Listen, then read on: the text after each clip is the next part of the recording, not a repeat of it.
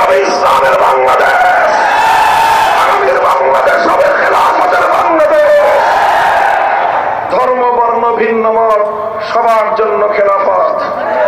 খেলাফতের ব্যবস্থায় হিন্দু সংখ্যালঘুরা, বৌদ্ধ খ্রিস্টান সংখ্যালঘুরা তাদের ধর্ম পালনের সম্পূর্ণ নিরাপত্তা ভোগ করবেন। তাদের ধর্মীয় উপাসনালয়গুলোর নিরাপত্তা নিশ্চিত করা হবে। সংখ্যালঘুদের বাসা বাড়ি এবং তাদের ব্যবসা প্রতিষ্ঠানগুলো নিরাপত্তা নিশ্চিত করতে হবে।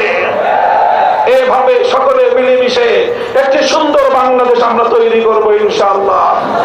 আর সেজন্য আমাদেরকে সজাগ থাকতে হবে। পতিত স্বৈরাচারী শক্তি বাংলাদেশ থেকে পালিয়ে গেছে। কোথায় গেছে? ভারত সরকার তাকে আশ্রয় দিয়েছে, দেওয়ারই কথা। কারণ 15 বছর ভারতের এজেন্ডা বাস্তবায়ন করে বাংলাদেশের বিরুদ্ধে ষড়যন্ত্র করেছে শেখ হাসিনা।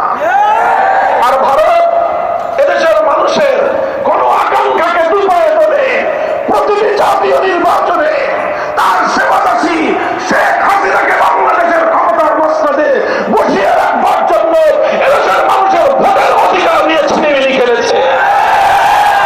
সারা আন্তর্জাতিক বিশ্বের সামনে বাংলাদেশকে ছোট করে রাখবার সমস্ত আয়োজন ভারত করেছে। আর এই জন্য শেখ হাসিনা তাদেরকে যে সার্ভিস দিয়েছে, এখন সেই সার্ভিসের বিনিময়ে তাকে কিছুটা আশ্রয় দিতেই পারে। আমাদের সরকারের কাছে স্পষ্ট দাবি থাকবে, আন্তর্জাতিক আইন অনুযায়ী প্রয়োজনে রেড অ্যালার্ট জারি করে তার বিরুদ্ধে আইনের ব্যবস্থা গ্রহণ করতে হবে। আর বলবো আমরা পরিষ্কার ভাষায়, ভারতে আছে কিভাবে তার বিচার হবে সেটা বিচারিক প্রক্রিয়া। সেখানে বসে সীমান্তের অপর প্রান্তে বসে সে তাদের সীমান্ত প্রহরীদের মাধ্যমে আমার দেশের নাগরিকদেরকে গুলি করে হত্যা করার প্ররোচনা দিবে। এদেশের মানুষ বরদাস্ত করবে না। সীমান্তের কাছাকাছি আছে, চক্করা ঢুকে